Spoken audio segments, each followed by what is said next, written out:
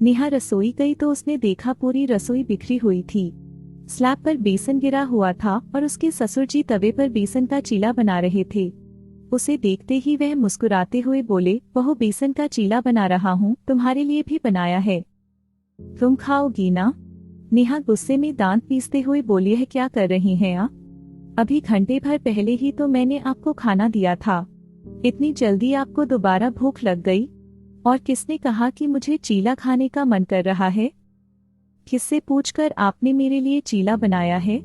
ऊपर से आपने पूरी रसोई भी गंदी करके रख दी है और राशन भी बर्बाद कर रही हैं वह अलग। दिन भर आपकी जीभ चलती रहती है ना? बहू की फटकार सुनकर अशोक जी का चेहरा उतर गया। उन्होंने चुपचाप गैस बंद किया और रसोई से बाहर चले गए। उन्होंने वह चीला भी नहीं खाया जो उन्होंने इतने जतन से बनाया था। उनकी आंखों से आंसू बहने लगे। उनकी पत्नी को गुजरे हुए 2 महीने हो चुके थे। शुरुआत में तो पत्नी के जाने के गम से वह उबर ही नहीं पा रहे थे, लेकिन धीरे धीरे जब वह सामान्य होने की कोशिश कर रहे थे तब उन्हें समझ में आ रहा था कि अब घर में उनकी स्थिति में परिवर्तन आ चुका है। उस दिन के बाद से उन्हें बीच बीच में जब भी भूख लगती थी तो वह रसोई में जाने से डरने लगे थे। पहले तो उन्हें लगा था कि बहू को बार बार कुछ बनाने के लिए बोलूंगा तो उसे अच्छा नहीं लगेगा, इसलिए जब बीच में उन्हें भूख लगी तो वह खुद ही कुछ बनाने के लिए रसोई में गए थे। लेकिन जब बहू ने उन्हें डांट दिया था तो उन्हें रसोई में जाने में डर लगने लगा था। इसलिए अब जब उन्हें भूख लगती थी तो वह दूध में पोहा भिगोकर खा लेते थे। उस पर भी उनकी बहू कहने लगी कि आप बार बार रसोई में जाकर क्या निकाल कर ले जाते हैं। तब अशोक जी ने नुक्कड़ पर स्थित लाला की दुकान से उधार में पोहे लाने शुरू कर दिए थे। हालांकि उन्हें पेंशन मिलती थी, लेकिन फिलहाल उनके पास रुपए खत्म हो गए थे क्योंकि इस महीने उनकी तबीयत खराब हुई थी और डॉक्टर से दिखाने के बाद उनके पास ज्यादा रुपए नहीं बचे थे। बेटे से रुपए मांगते हुए उन्हें संकोच महसूस हो रहा था, इसलिए वह लाला की दुकान से उधर में पोहे लेने लगे थे। यह बात भी नेहा की तेज निगाहों से बची हुई नहीं रह पाई। एक दिन जब उसका पति जतिन ऑफिस से घर आया तो उसने शिकायत करते हुए कहना शुरू कर दिया, देखो जी, मुझे पापा जी के बारे में कुछ बात करनी है। जतिन अपने जूते उतारते हुए बोला, क्या हुआ, पापा की तबीयत तो ठीक है? नेहा गुस्से में बोली, उन्हें क्या होगा? उनकी हरकतें सुनोगे तो तुम्हारा ही बीपी बढ़ जाएगा। देखो, ससुर जी को पोहे और दूध खाने की लत लग गई है। पहले तो रसोई से चुराकर खाते थे और अब लाला की दुकान से उधार लेकर आ जाते हैं। वो उधार चुकाएगा कौन? फिर बेटा अपने पिता के पास गया और उसने बिना किसी लाग लपेट के सीधे सीधे अपने पिता से पूछा, पापा क्या आप मुझे सच सच बताएंगे कि आप आजकल इतना ज्यादा पोहा और दूध क्यों खा रहे हैं? क्या आपको खाना ठीक से नहीं मिलता है या बस आप अपने शौक के लिए खा रहे हैं? अचानक से बेटे ने सामने खड़े होकर यह सवाल कर दिया था तो अशोक जी सकपका गए। उन्होंने कहा, बेटा तू मुझसे यह सवाल क्यों कर रहा है? जतिन ने अपने पिताजी का हाथ उठाकर अपने सिर पर रखते हुए कहा, पापा आपको मेरी कसम है, आप मुझे सच सच बताइए कि आजकल आप पोहे और दूध क्यों खा रहे हैं? अशोक जी की आंखों में आंसू उमड़ आए। कुछ पलों तक वो मौन रहे, फिर वह भारी मन से कहने लगे, बेटा जब तक तेरी माँ इस दुनिया में जीवित थी, मुझे जब भी कुछ खाने की इच्छा होती थी तो वह रसोई में जाकर मेरे लिए कुछ न कुछ बना कर ले आती थी। अब पता नहीं बुढ़ापे में मुझे क्या हो गया है, मुझे बीच बीच में भूख लगती रहती है। तेरी माँ के जाने के बाद मैंने बहू से 1-2 बार बीच में कुछ खाने के लिए मांगने की कोशिश की तो उसने सूखे हुए बिस्किट लाकर पटक दिए थे। अब मुझसे यह बिस्किट खाए नहीं जाते हैं, मुझे अच्छा नहीं लगता है। बिस्किट खाने पर उल्टी जैसा मन होने लगता है क्योंकि मुझे शुरुआत से ही बिस्किट पसंद नहीं है। मैं कोई बच्चा थोड़ी हूँ जो बिस्किट खाऊंगा। फिर मैंने सोचा कि अब खुद ही रसोई में जाकर अपने लिए कुछ बना लेता हूँ। जब मैंने खुद जाकर कुछ बनाने की कोशिश की तो बहू ने मुझे डांट दिया कि मैं उसकी रसोई गंदी कर देता हूँ, राशन का सामान बर्बाद कर देता हूँ। इसलिए मैं भी खामोश होकर बैठ गया। लेकिन यह भूख तो चुप नहीं रह सकती ना बेटा। बीच बीच में जब भूख लगती थी तो मैं सोच में पड़ जाता था। काफी सोचने के बाद मैंने एक उपाय निकाला। मुझे जो दूध पीने के लिए मिलता था वह मैं अपने कमरे में रख लेता था और रसोई से जाकर पोहे निकाल कर ले आता था। पोहे और दूध को खाकर मेरी भूख थोड़ी देर के लिए शांत हो जाती थी। फिर बहू हल्ला मचाने लगी कि आप बार बार मेरी रसोई से क्या चुरा कर खाते हैं। तो मैंने सोचा कि मैं लाला की दुकान से ही पोहा उधार ले आता हूँ, फिर जब मेरी पेंशन मिलेगी तो मैं उधार चुका दूंगा।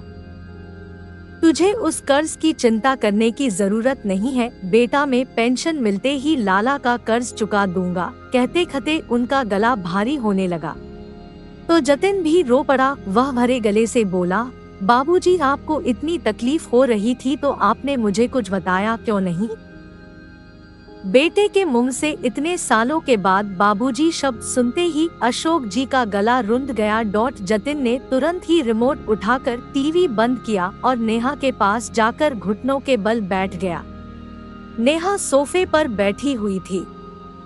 पति को ऐसे नीचे बैठते हुए देखकर वह सकपका गई और उठ खड़ी हुई, लेकिन जतिन ने उसका हाथ पकड़कर उसे दोबारा सोफे पर बैठा दिया और उसके घुटनों पर अपना चेहरा रखते हुए कहने लगा, जब से तुम मेरी जिंदगी में आई हो मैंने तुम्हें बहुत प्यार दिया। क्या मैंने कभी तुम्हें कोई कमी होने दी? नेहा अचकचाकर बोली, नहीं तो।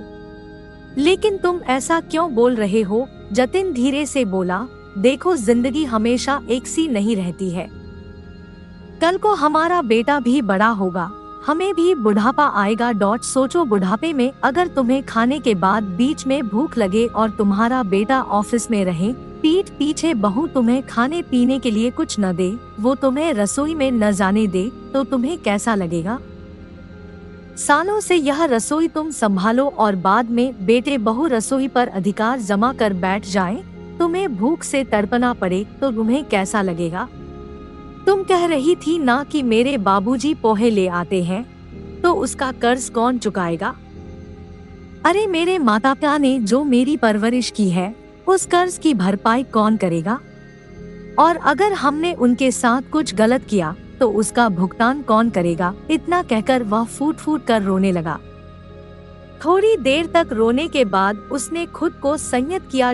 नेहा हक्की बक्की सी पति का चेहरा देख रही थी, उसके मुंह से कोई शब्द नहीं निकल पा रहे थे। जतिन ने आगे कहा, देखो जब तुम्हारा बच्चा भूख से बिलखता है तो तुम किस तरह तड़प कर उसकी भूख शांत करने की कोशिश में जुट जाती हो। उसी तरह मेरे माता पिता ने भी मेरे लिए यही किया है और तुम्हारे माता पिता ने भी तुम्हारी भूख प्यास का ध्यान रखा ही होगा। तो जब माता पिता बुजुर्ग हो जाते हैं और उन्हें बच्चों की जरूरत होती है, तो बच्चे अपने माता पिता की भूख प्यास का ध्यान क्यों नहीं रख सकते हैं? चलो तुम्हें बार बार रसोई में जाकर मेरे पापा के लिए कुछ नहीं बनाना, लेकिन अगर मेरे पापा अपने लिए कुछ बनाना चाहते हैं तब तुम उन्हें क्यों रोती हो? राशन पानी तो मैं भरवाता हूँ, तो तुम्हें राशन पानी की क्या चिंता है? तुमसे तो मेरा कोई खून का रिश्ता नहीं है, बस प्यार का रिश्ता है। तुमने बचपन से मेरे लिए कुछ नहीं किया है, फिर भी अगर मैं तुम्हारी हर सुख सुविधा का ध्यान रख सकता हूँ, तुम्हारे खाने पीने का ध्यान रख सकता हूँ, तुम्हें घुमा फिरा सकता हूँ, तो मेरे पापा ने तो मेरे लिए इतना कुछ किया है, तो क्या पापा के लिए कुछ करना मेरा फर्ज नहीं बनता? अब तो नेहा की आंखों में भी आंसू आने लगे थे। जतिन ने आज अपने दिल का सारा गुबार उसके सामने निकाल कर रख दिया था। जतिन ने अपने आंसू पोंछते हुए कहा, और कुछ नहीं तो केवल इतना ही सोच लो कि तुम्हारे भी माता पिता है। बुढ़ापे में जब उन्हें बार बार भूख लगेगी और कोई उनके साथ ऐसा गलत व्यवहार करेगा तो क्या तुम्हें अच्छा लगेगा? अब नेहा भी सिसक सिसक कर रो पड़ी और कहने लगी, मुझे माफ कर दो, मैं बहुत बड़ी गलती कर रही थी। मुझे पापा जी के खाने पीने का ध्यान रखना चाहिए था। तभी अशोक जी भी वहाँ पर आ गए और अपने बेटे से कहने लगे, बेटा मैंने तुम्हें कहा था ना कि बहू से कुछ मत कहना, आखिर तुमने इसे ऐसा क्या कह दिया जो यह रोने लगी? फिर अपनी बहू की ओर देखते हुए बोले, देखो बहू, मैं समझता हूँ कि तुम दिन भर काम करके थक जाती हो, मैं तुम्हें अपनी भूख के लिए कभी परेशान नहीं करूँगा। नेहा अपने ससुर जी के सामने हाथ जोड़ते हुए बोली, पापा जी मुझे माफ कर दीजिए, आगे से मैं आपके खाने पीने का ध्यान रखूंगी। आपको इस तरह मेरे लिए सोचते देखकर मुझे बहुत आत्मग्लानि हो रही है। मैंने आपके साथ कितना गलत किया, फिर भी आप मेरे बारे में सोच रहे हैं। कहते कहते उसकी आवाज भारी हो गई थी, तो अशोक जी ने बहू के माथे पर हाथ फेरते हुए बोला, कोई बात नहीं बेटी, मैं तुमसे नाराज नहीं हूँ और ना ही मैं तुम्हें परेशान करूँगा।